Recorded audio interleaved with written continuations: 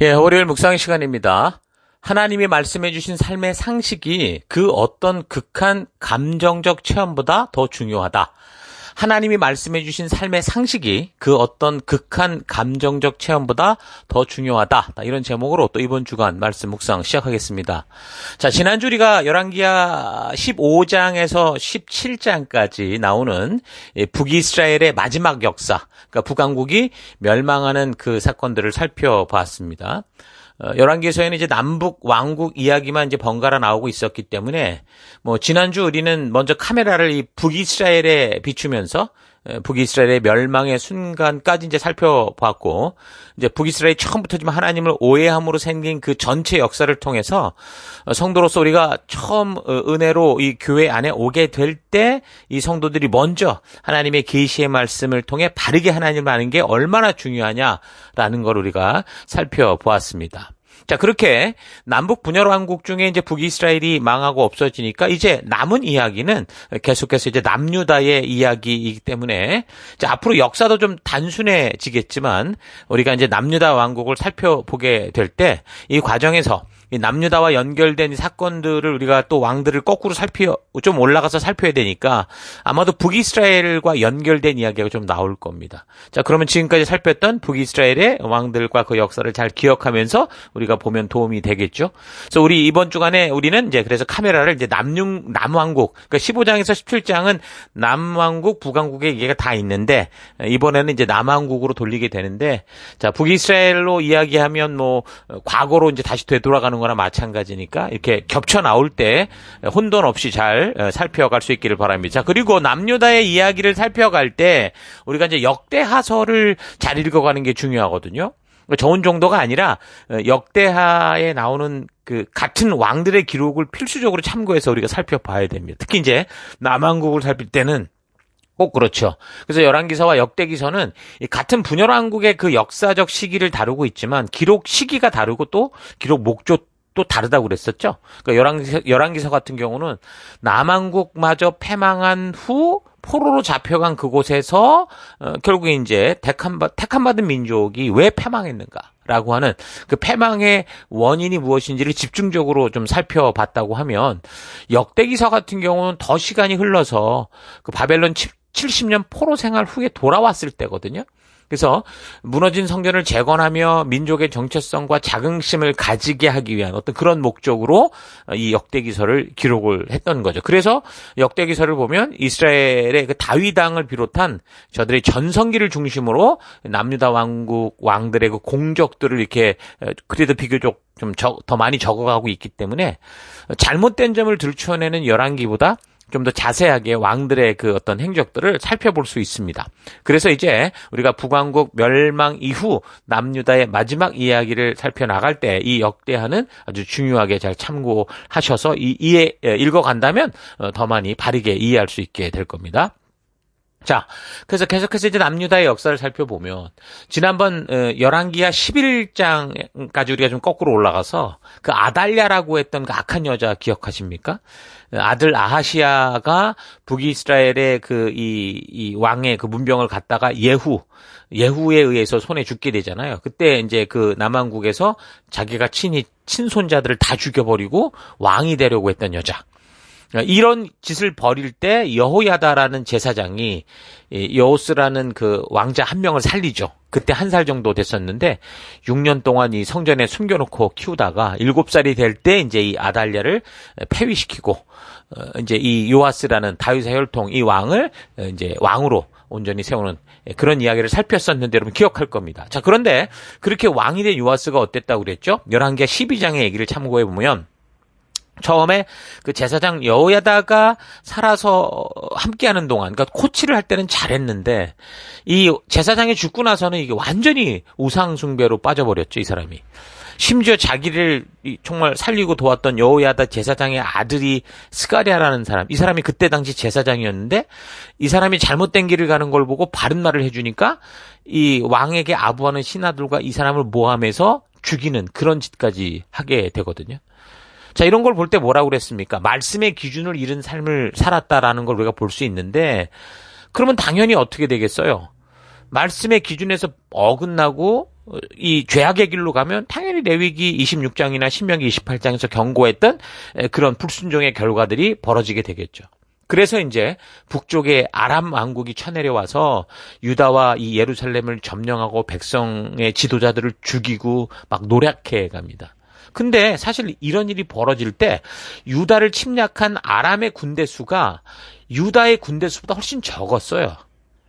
그런데 요아스 왕과 이 지도자들의 타락으로 심판과 같은 이런 상황이었기 때문에 징벌과 같은, 그래서 하나님께서 숫자가 훨씬 적었던 아람 군대가 이기게 하신 것이었죠. 이 역대하에 나와요. 24장 24절. 시리아의 군대는 수가 얼마 되지 않았다. 그러나 주께서는 유다 백성이 주 조상의 하나님을 버린 것을 못마땅하게 여기셔서 그 작은 수의 시리아 군대가 유다의 대군과 싸워 이기게 하셨다. 이렇게 요아스에게 심판이 내렸던 것이다. 이렇게 분명히 얘기를 하고 있습니다.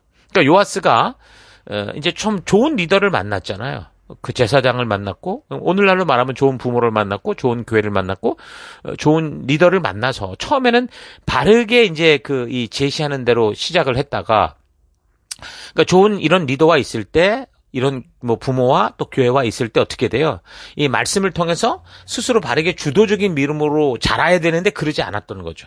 그죠? 교회당만 왔다 갔다 하는 종교에 익숙해진 그 의존적 신앙을 머물렀다는 거예요. 그래서 리더가 사라지고 상황과 환경이 바뀌니까 금세 그냥 믿음의 길을 떠나게 됐고, 그 결과는 아까도 말했던 것처럼 끔찍한 짓들을 하게 되는 그 결과로 가게 된 겁니다. 여러분, 이런 사실을 볼 때 우리가 뭐라고 그랬어요? 지금 우리도 이런 평화의 시기를 누려갈 때 항상 목사나 리더에게만 의존하는 신앙이 아니라 이 성경과 역사를 통해 말씀의 가치를 따라 스스로 설 수 있는 주도적인 신앙의 사람으로 성장해 가야 된다고 그랬죠. 그래서 교회 건물이 없어지고 목사가 없어져도 과연 하나님의 약속이 주도하는 그런 성도로 여러분이 성장해야 됩니다. 늘 누군가가 천국 갈 때까지 도와야 되고 이끌어줘야 되고 하자 그래야 하고, 거기에 말씀은 전혀 관심도 없고 말씀만 하십시오 제가 하겠습니다 이런 식이면 요아스 왕처럼 그렇게 이제 인도하는 사람이 없어질 때, 상황과 환경이 달라질 때 완전히 믿음의 길과는 전혀 무관한 아무것도 아닌 그런 존재로 전락하게 된다는 거예요. 그런 사람들 많잖아요. 과거에 내가 중고등부 회장이었어. 청년부 회장이었어. 그러면서 부어라 마셔라. 이런 사람들 많단 말이죠. 종교인이야. 그러면서도 지금도 다 집사야. 이래가면서 하는 꼬라지들은, 하는 짓들은 그냥 종교인에 불과한 그런 모습을 보여주는 거죠. 그래서 우리가 이 요아스 왕의 일대기를 살필 때 우리도 그런 늘 의존적인 신앙에 머물러서는 안 되고 말씀과 이 성경과 역사를 통해 주도적인 신앙으로 자라가는 게 얼마나 중요하냐, 이런 부분들을 우리가 되돌아 봤었습니다. 자, 아무튼 요아스 왕은 이 전쟁에서 죽지 않았지만 결국에는 요아스의 변질된 이런 모습에 반감을 품었던 신하들에 의해서 죽게 되죠. 24장 25절을 보면 시리아 군대는 요아스에게 심한 타격을 입히고 물러갔다. 요아스의 신복들은 요아스가 여호야다의 아들 스가랴 제사장을 죽인 일에 반감을 품고 요아스가 잠을 자고 있는 동안에 그를 죽이고 말았다. 요아스는 이렇게 죽고 말았다. 이렇게 얘기를 하죠. 그러니까 이런 혼돈의 시기에 활동했던 선지자가 바로 요엘이었고요. 요엘이 나와서 얘기했던 게 그거 아닙니까? 하나님께 돌아와라 이걸 외치면서 언약의 길에 서야 된다, 이걸 호소하는 그런 내용을 우리가 지지난 시간까지 살펴봤던 겁니다. 자, 그리고 더 지나서 이제 열왕기하 14장, 여기서 이제 요아스의 아들 아마샤라는 사람이 왕이 되는데, 이 사람이 25살에 왕이 돼서 29년간 통치를 합니다. 이 시기 북이스라엘의 왕이 누구였냐면 요아스였거든요. 그래서 남쪽 왕 요아스하고 이게 같은 동일 이름이다 보니 헷갈릴 수 있어요. 그래서 여러분 잘 분별하며 표를 참고해서 읽어가셔야 됩니다. 살펴가셔야 됩니다. 자, 어쨌든 이 아마샤 왕은 에돔과 전쟁을 위해서 북이스라엘의 군대를 돈으로 산 거예요. 어차피 이 유다 지파는 2개 지파밖에 되질 않거든요. 많지 않았다라는 거예요. 근데 북이스라엘은 어쨌든 10개 지파가 있었으니 그 군대들을 돈으로 사서 용병을 꾸린 거죠. 자, 그래서 이제 그 에돔과 싸우려고 했는데, 그때 이제 하나님께 보내받은 선지자가 이래서는 안 된다, 이런 얘기를 하면서 결국 그 북이스라엘 군대를 돌려보내는 그런 사건이 있었는데, 그러니까 무슨 말이에요? 이 아마샤 왕이 처음에는 선지자들이 하는 말을 청종했고 그들을 순종을 했다는 거죠. 그래서 그 에돔과의 전쟁을 스스로의 힘으로 충분히 이길 수 있었습니다.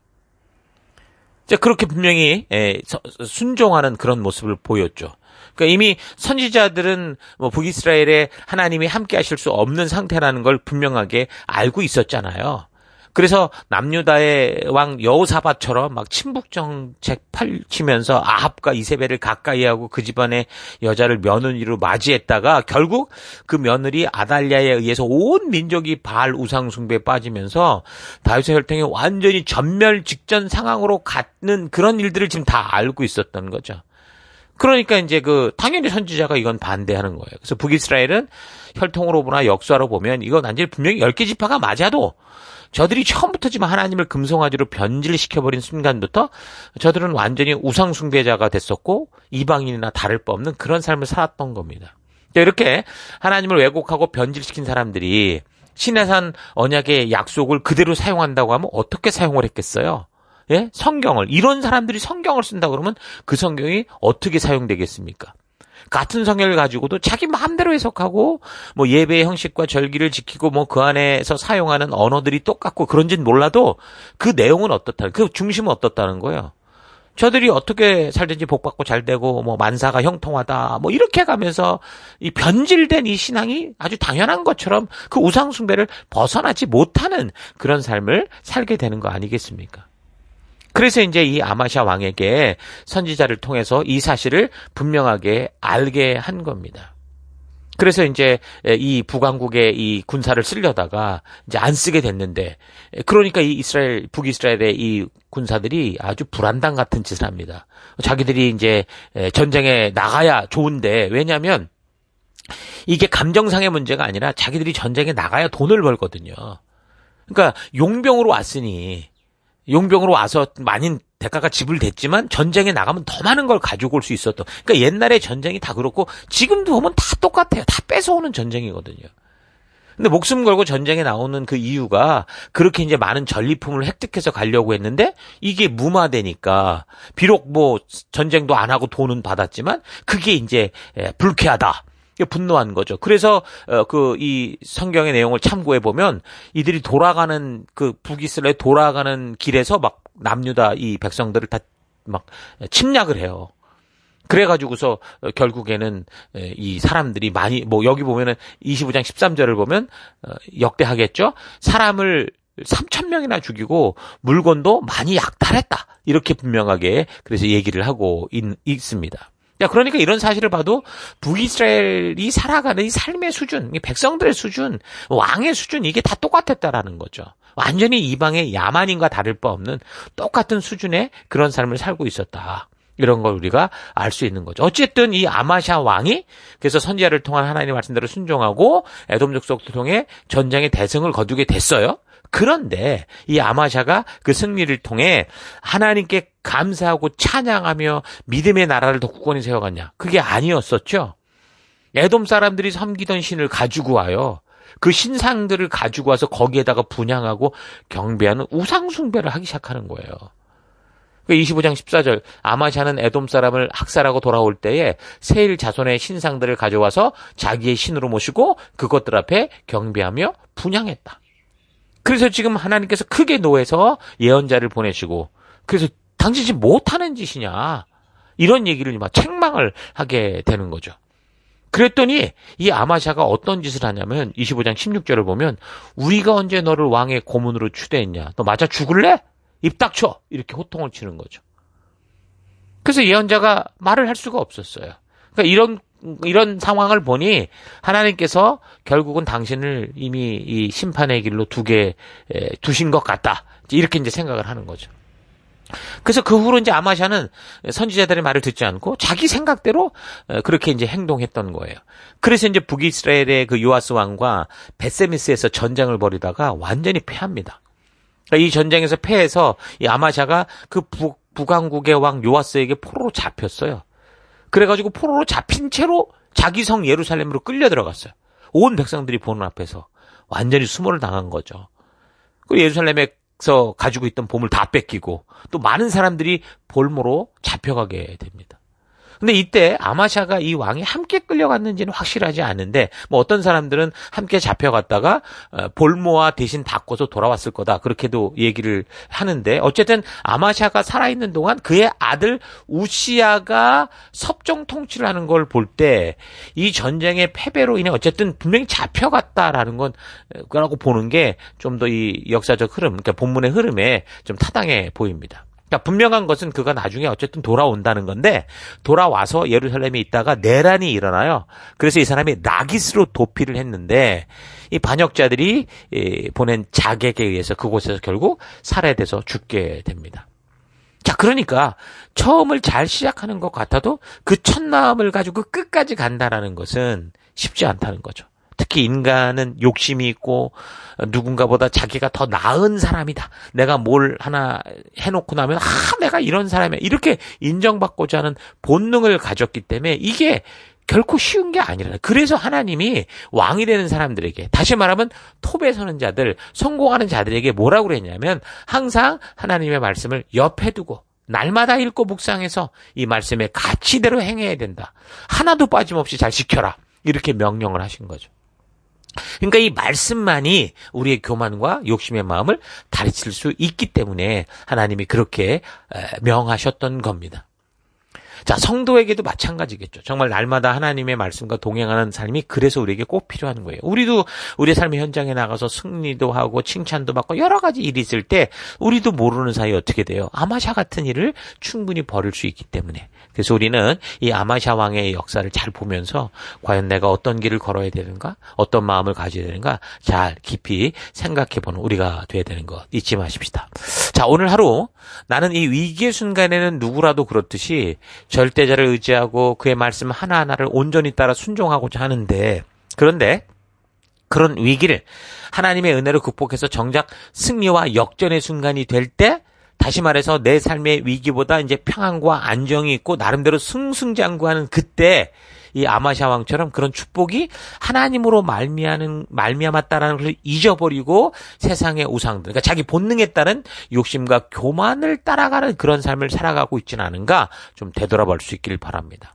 나는 어떤 때 하나님의 말씀대로 순종하고 또 어떤 때 하나님의 뜻이 분명함에도 불구하고 자꾸 내 욕심대로 행동하게 되는가 잘 되돌아봐야 돼요. 여러 가지 상황과 환경에 따라 다르겠지만 사실 그 뿌리에는 분명히 하나님 말씀의 가치가 내 마음과 생각을 주도하지 못하고 있을 그럴 때라는 건 분명할 겁니다. 내 생각과 결단을 주관하는 것이 내 느낌과 그 감정이 돼버리면 인간은 반드시 실수하죠. 느낌과 감정을 만드신 분이 하나님이시기 때문에 느낌과 감정 자체가 나쁘고 틀렸다는 게 아니라 사람들의 부족함으로 인해서 현실을 바르게 보지 못하고 느끼게 되는 그런 가짜 느낌과 잘못된 감정이 많기 때문이에요. 근데 그걸 하나님의 약속과 말씀의 가치로 분별하지 못하고 그게 진짜라고 생각을 하고 따라가게 되는 거 이게 문제라는 거죠. 여러분 사람의 감정은 하나님 말씀에 순복할 수 있도록 해야 돼요. 그래서 하나님이 모든 사람에게 주신 이 평범한 상식대로 사는 삶, 다시 말하면 성경에 나오는 말씀의 가치대로 사는 삶이 어떤 극한 체험적인 어떤 그런 이 현상, 감정보다 더 바른 길을 걷게 한다는 거죠. 감정은요, 이게 진리를 말하는 게 아니에요. 그 순간을 말하는 거예요. 그래서 우리가 삶 속에서 만나는 숱한 위기들보다 어떤 영적인 분위기를 만들고 그곳에서 느끼는 감정대로 행하게 하는 이런 어떤 교회의 집회들이 좀 참 무서운 게 어느 순간 느끼는 감정을 이게 교회 집회니까 하나님 말씀보다 더 높게 신뢰하게 되죠. 그럼 결국은 이들이 어떻게 되겠어요? 다 똑같이 지금 여기 우리가 남왕국의 왕들이 했던 짓들을 그대로 하는 걸 우리가 보게 되는 수많은 사람들이 그렇게 지옥으로 결국은 교만으로 떨어져가는 걸 볼 수 있는 거죠. 마태복음 24장 24절 예수님이 뭐라고 하셨습니까? 말세에 거짓 그리스도들과 거짓 예언자들이 일어나 큰 표적들과 기적들을 행하여 보여서 할 수만 있으면 선택받는 사람들까지도 흘릴 것이다. 보아라, 내가 너에게 미리 말해준다. 이렇게 분명하게 말씀하셨군요. 예수님께서 미리 말씀해 주는 거는 같은 하나님께서 늘 그렇게 생각하시던 방법이에요. 그러니까 예수님이 이때 말한 게 아니고 이미 우리가 역사의 처음부터 살펴보면 알듯이 이미 그 하나님께서 그렇게 행하시고 늘 집중하시고 추구해 오시던, 주도해 오시던 방법이죠. 그러니까 신해산 언약을 통해 하나님은 하나님의 백성들의 삶의 길에 대해서 어느 시대 어떤 상황 어떤 환경 속에서도 하나님 나라의 백성들과 살 수 있도록 미리 다 말씀을 해주시는 거예요. 그리고 그 인도하는 길을 따라가지 않을 때 만나게 되는 어떤 저주의 일들까지 다 미리 알려주셨어요. 그래서 우리가 살아가며 느끼는 느낌보다 이렇게 하나님이 직접 주신 말씀의 길을 따라가야 된다라는 거죠. 성경엔 속지 말라라고 하는 말씀이 자주 반복되고 있죠. 다시 말해서 누군가 하나님이 말씀해 주신 이 가치와 삶에 대해 자꾸 속이고 다른 것으로 대체하려고 하는 게 있다라는 거겠죠. 그러니까 거짓 선지자, 거짓 사도 이런 얘기들이 나오는 거 아니겠어요? 유다의 아마샤 왕이 이렇게 기록된 말씀보다 자기 시대의 느낌과 감정을 따라갈 때 결국 그 결과 어떻게 됐는지 여러분 잘 그래서 묵상해 보면서 하나님이 그 백성들에게 주신 삶의 상식, 그러니까 말씀이 그 어떤 극한 감정적 체험보다 더 중요하다라는 거 잊지 마시고 부지런히 하나님의 말씀을 바르게 알아가는 우리가 됐으면 좋겠어요. 우리는 지금 말세지마를 살아간다고 그러죠. 그래서 우리는 자칭 선지자라고 하는 사람들이 많이 나타나서 자기가 사도다 이런 사람들도 많고요. 그런 사람들 말 듣기보다 하나님 말씀해 주시듯 먼저 우리 자신이 성경을 바르게 알아야 돼요. 그래서 성경과 역사를 바르게 알아서 우리 모두 이 거짓 선지자들의 속임수로부터 자신을 지킬 책임이 그게 성도의 책임인 거예요. 그래서 하나님의 말씀에 뿌리 박는 것이 성도의 최선이요 최고의 우선순위다라는 거 잊지 마십시다. 말씀에 뿌리를 두는 것이 우리를 어느 시대 어떤 상황 속이든 다급한 위기의 환경이든 뭔가 술술 풀려가는 성공의 환경이든 그릇되고 교만한 길로 가지 않게 하고 참된 생명의 길로 나아가게 하며 진정으로 우리를 자유롭게 해주는 것입니다. 각자의 삶의 현장에서 그래서 하나님의 법도와 규례와 명령의 가치가 진정으로 여러분들을 자유하게 하고 참된 생명의 길로 더 나아가게 하는 그런 기쁨이 되는 그런 하루가 되기를 주의 이름으로 축원합니다. 오늘 하루도 힘내십시오. 잠시 기도하겠습니다. 하나님께서는 우리의 감정과 느낌을 다 만드셨지만 무엇보다 하나님의 말씀을 따라 살아가는 것이 참된 축복과 생명의 삶이다 하시면서 영원토록 변함없는 주의 법도, 규례, 명령을 주셨는데 그래서 다른 그 어떤 것보다 이렇게 하나님께서 말씀해 주신 그 삶의 상식을 따라 말씀을 따라 사는 것이 생명의 길인데 자꾸 내가 직접 느끼고 감정적으로 동요되어만 믿겠다고 고집하는 그런 인생을 살아왔던 것을 회개합니다.